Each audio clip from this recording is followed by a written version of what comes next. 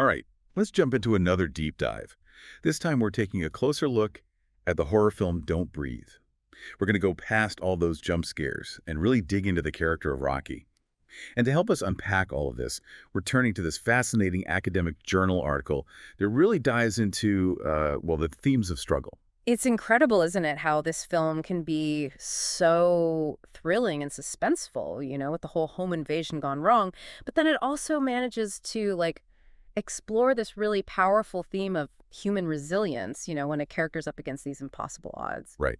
So just to quickly set the scene for anyone who might not have seen it, Don't Breathe centers on Rocky, this young woman who's desperately trying to escape a really abusive home life with her little sister.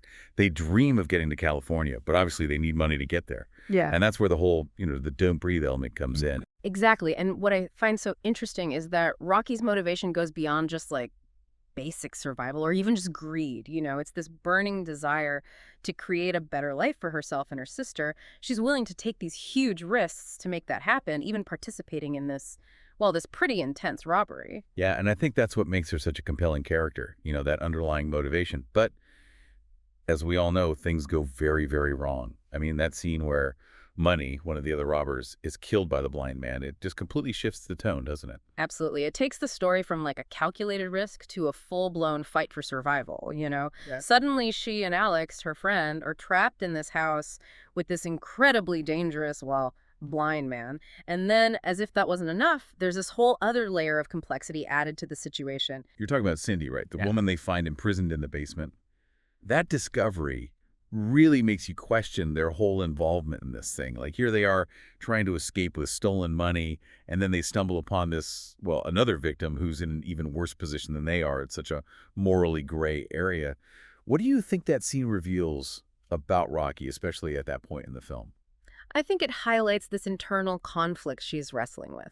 On the one hand, she's desperate to escape her own, pretty horrific circumstances, but then she's confronted with this other person's suffering. The film doesn't give you any easy answers, and I think that's what makes it so powerful. It forces you to ask yourself, what would I do in this situation? It's something the journal article touches on, too. Right, it's easy to judge from the outside, but to actually be in her shoes with those stakes, it's a whole different story. Mm-hmm.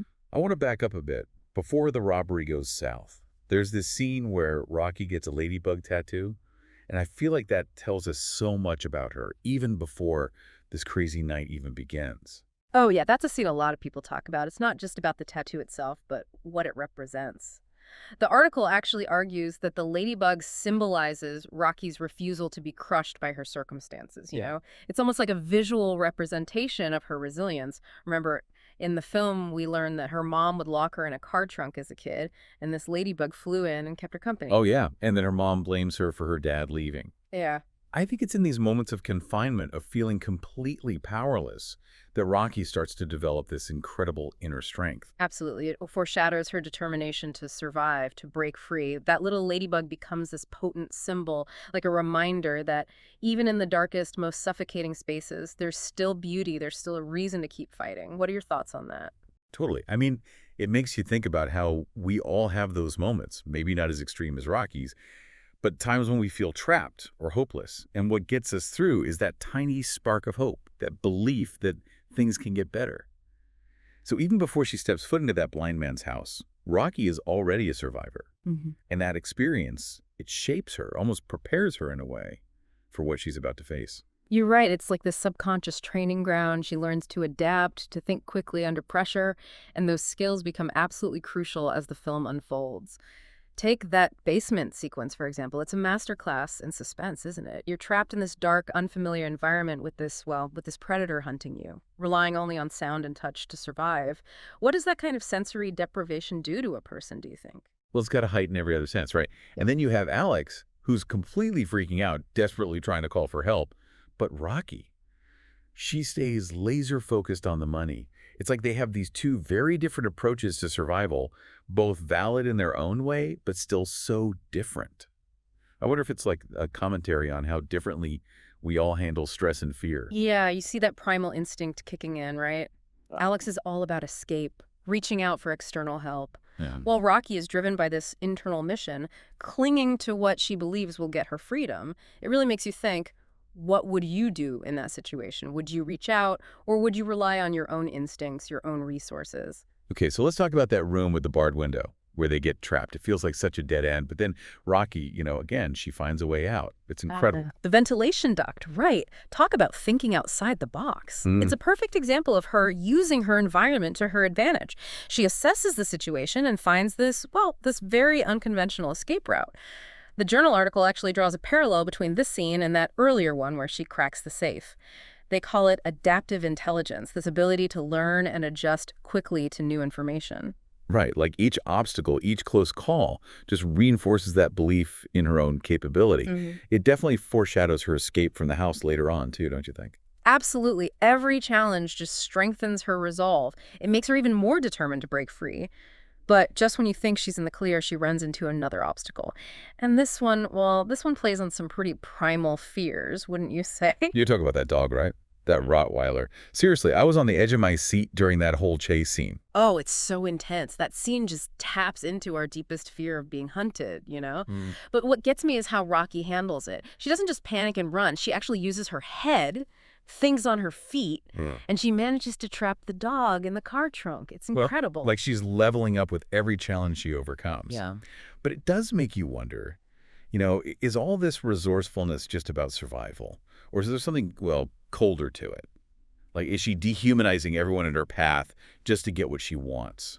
That's a really interesting question, and it speaks to that moral complexity that makes her character so fascinating. The journal article actually talks about this. It argues that Rocky exists in this, gray area, caught between being a victim and becoming an aggressor herself. She's had to harden herself to survive, but how much of her humanity is she losing along the way? Right, and that struggle really comes to a head in that final confrontation with the blind man, doesn't it?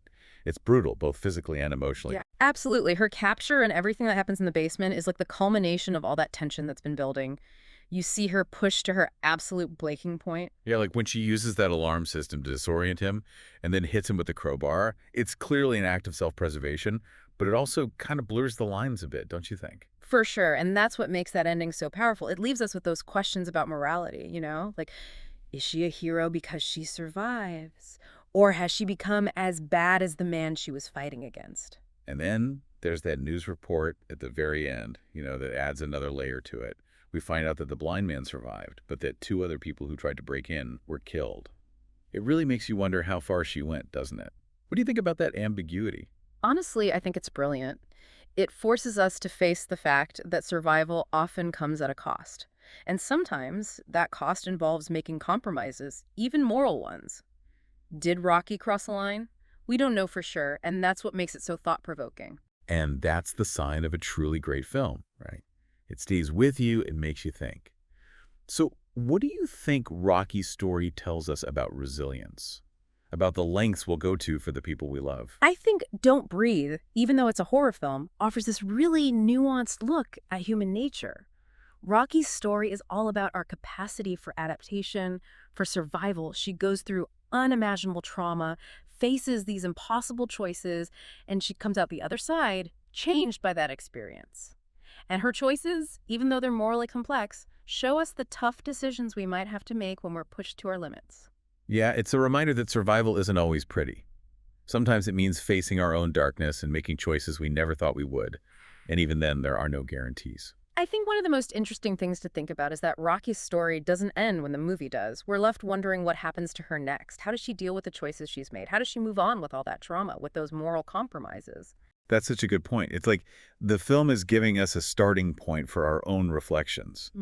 What would we do in Rocky's shoes? How would we handle the aftermath? Exactly. It's an invitation to think about those big questions about morality, survival, the human spirit, all of it.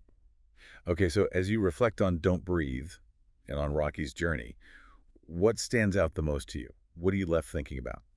It's interesting how this one film can spark so many different reactions from people. Some folks might just focus on the horror elements, all this suspense and jump scares, but others, they might be drawn to those deeper questions about morality and survival. Right, and that's what makes it so great. It works on all these different levels and lets us engage with it on our own terms. You Right. can just enjoy it as a straight-up horror movie, or you can really dig into those deeper themes. Absolutely. And speaking of deeper themes, this journal article, we keep coming back to it. actually calls Don't Breathe a commentary on social inequality. And the cycles of abuse, too. They argue that Rocky, despite all the things she does, is ultimately a product of the system she's trying to escape. What are your thoughts on that? Well, I think it's a valid point for sure. I mean, the film definitely touches on those issues. It shows how poverty, violence, and lack of opportunity can trap people in these really desperate situations.